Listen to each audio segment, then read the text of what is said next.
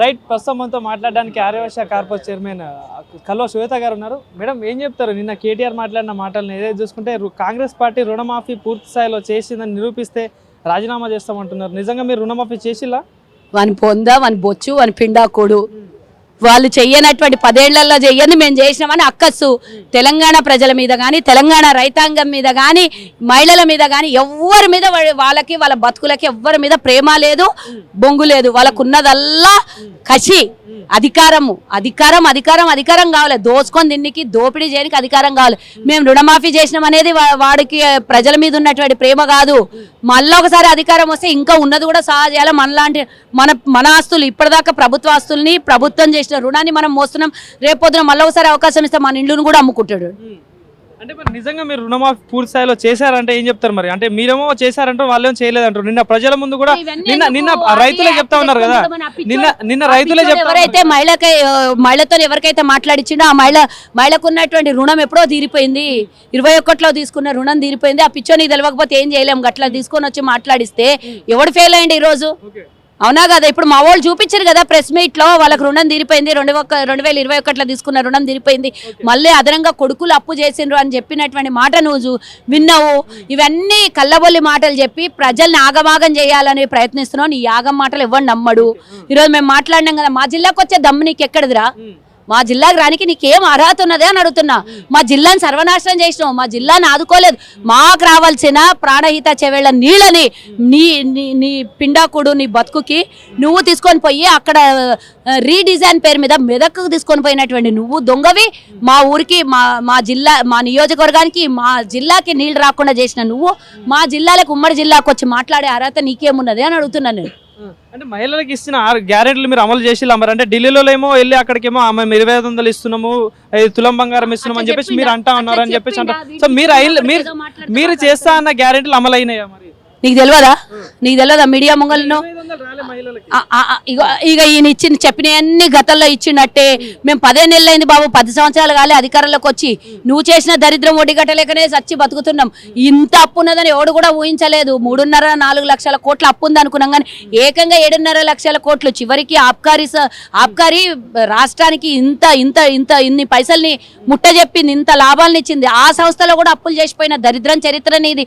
కాబట్టి ఆ వడ్డీలు కట్టి బారు వడ్డీలు, చక్ర వడ్డీలు, అస్సల్లో నుంచి 3000 కోట్లు ఇన్ని కట్టి మా ప్రభుత్వం ప్రజల దగ్గర నుంచి పాపం కష్టార్జితంతో కట్టిన జిఎస్టీల రూపంలో వచ్చిన డబ్బుని, అదనంగా ప్రభుత్వానికి కట్టిన ట్యాక్సుల్ని అన్నీ కలిపి రుణాల్ని తీరుస్తున్నాం, వడ్డీల్ని కడుతున్నాం, ప్రజలకు ఇచ్చిన హామీల్ని నెరవేరుస్తున్నాం, పథకాలన్నీ అమలు చేస్తున్నాం. అయినా సిగ్గులేనోడు వచ్చి అదేమంటారు, తిక్కలోడు తిరునాళ్ళకు పోతే ఎక్కదిగానే సమయం అయిపోయింది అన్నట్టు ఈడొచ్చి ఏదో మాట్లాడతాడు. ఈడీ కేసులు నడుస్తున్నాయి. దాన్ని డైవర్షన్ చేయాలంటే పాపం మీడియా సోదరులకు కూడా ఏం కావాలి?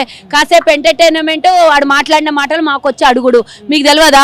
మేము ఈరోజు 200 యూనిట్లు ఉచితంగా ఇచ్చినాము, 500కే గ్యాస్ విద్యుత్ ఇచ్చినాము, 500కే గ్యాస్ ఇచ్చినాము, 10 లక్షల రూపాయలు ఆరోగ్యశ్రీ ఇచ్చినాము, 56,000 మందికి ఉద్యోగాల నియామకాల పత్రాలను ఇచ్చినాము, 21,000 కోట్ల రూపాయలు రుణమాఫీ చేసినాము, 500 రూపాయలు వడ్లకు ఏంటంటే మీరు చెప్పినవన్నీ పూర్తి స్థాయిలో కాలేదు. మేము చేస్తామని చెప్తున్నాం కదా. నీలాగా ఏడైతుంది, ఏడ సాధ్యమేదా? మీ అయ్యాలే ఇంటికో ఉద్యోగమా, అది అయ్యే పని సాధ్యమేమో అట్లా అంటలేం కదా. బరాబర్ ఇస్తాము. ఆలస్యమైనా కూడా మా దగ్గర అలసత్వం ఉండదు. బరాబర్ ఇచ్చిన హామీని నెరవేరుస్తాం. మీరు చెప్పిన ఏడాదిలో 2 లక్షల ఉద్యోగాలు అయినాయా? మరి మీరు చెప్పిన ఏడాదిలో 2 లక్షల ఉద్యోగాలు పూర్తిగా అవుతాయి. ఎక్కడెక్కడ ఖాళీగా ఉన్నాయో అవన్నీ భర్తీ చేసే ప్రయత్నమే మా ప్రభుత్వంలో ఉన్నది. నేను చెప్పిన కదా, కాస్త ఆలస్యం ఏంటొచ్చు కానీ ఇచ్చిన మాట కట్టుబడి ఉండి పూర్తి స్థాయిలో అమలు చేస్తాం. ఏదైతే కాంగ్రెస్ పాలన కూడా అలీబాబా 40 దొంగల్లా కూడా రేవంత్ సర్కార్ లో కూడా 6 ముఠా నడుస్తా ఉంది, కంపెనీల నుండి డబ్బులు వసూలు చేస్తా ఉన్నారని చెప్పేసి కేటీఆర్ చెప్తా ఉన్నాడు. ఏం చెప్పు? అదే పని ఉండే, అదే అలవాటు ఉండే. కంపెనీల నుంచి డబ్బులు తెచ్చి ఇచ్చింది ఉంటే ఆధారాలు ముంగల పెట్టాలి. ఊరికే గాలి మాటలు మాట్లాడితే ఎట్లా? ముంగల పెట్టు. ఎవరెవరు ఏమేమి దోపిడీ చేసినా ముంగల పెడితే నీకు ఆధారాలతో ముంగల పెడితే మాట్లాడే అర్హత ఉన్నది. మా రేవంత్ రెడ్డి గారు పిసిసి అధ్యక్షుడు ఉన్నప్పుడు ప్రతి ఆధారం తీసుకొని వచ్చి ముంగల పెడుతుండే. ఊరికే గాలి మాటలు మాట్లాడు బంద్ చేసి ఆధారాలు తీసుకొని రా. సో కేటీఆర్ మీద పెట్టిన అరెస్ట్ కేసు కూడా అక్రమ కేసు, ఇదంతా రాజకీయ లబ్ధి కోసమే నా మీద కేసు పెట్టిలు. నేను ఏదైతే ప్రశ్నిస్తుంటే దాన్ని తట్టుకోలేకనే కేసు వచ్చినటువంటి మీ వాళ్ళే నువ్వు ప్రభుత్వంలో ఉన్నప్పుడే అధికారులు ఇచ్చినటువంటి స్టేట్మెంట్ ఆధారంగా తీసుకొని నీ మీద విచారణకు ఆదేశాలు ఇచ్చిండ్రు. రేవంత్ రెడ్డి గారి ప్రమేయం ఏంది? అధికారం చట్టం ఎవరికి చుట్టం కాదు. మొన్న అల్లు అర్జున్ అట్లాంటి అరెస్ట్ చేసిండ్రు. నువ్వెంత పెద్ద గొప్ప బోడిగానివి, తెలంగాణకి దోచుకున్నోనివి తెలంగాణ ప్రజల సొమ్ముని. సో మరి ఏం చెప్తున్నారు? ఏదైతే ఫైనల్ గా ఈ రుణమాఫీ అంశంలో కూడా ఏ నియోజకవర్గానికైనా వెళ్దాం పూర్తి స్థాయిలో అయిపోయిందంటే ఆయన చెప్తా ఉన్నారు. సెకండరీ అది, ఫస్ట్ డేటా తెచ్చుకో. ఎంతమంది రుణమాఫీ అయిందో ప్రతి నియోజకవర్గం, ప్రతి గ్రామం, ప్రతి మండలం, ప్రతి జిల్లా అన్ని తెచ్చుకో. మేము సిద్ధంగా ఉన్నాం 119 నియోజకవర్గాల నుంచి. సో ప్రజలందరూ కూడా మళ్ళీ కేసీఆర్ ముఖ్యమంత్రి అయినట్టు నన్ను స్వాగతించారని చెప్పేసి అంటా ఉన్నారు. ఏం చెప్తారు? గతంలో కూడా అన్నాడు ప్రధానమంత్రి అవుతామో అని అన్నాడు. ఇవన్నీ మాటలు విని మనం కూడా ప్రశ్నించుకుంటే ఎట్లా తమ్మే? చెప్పాడు కదా ఎందుకు మేము కావద్దా ప్రధానమంత్రి అయిన గుడి సున్నా ఇచ్చిర్రు ప్రజలు. ఏడైండు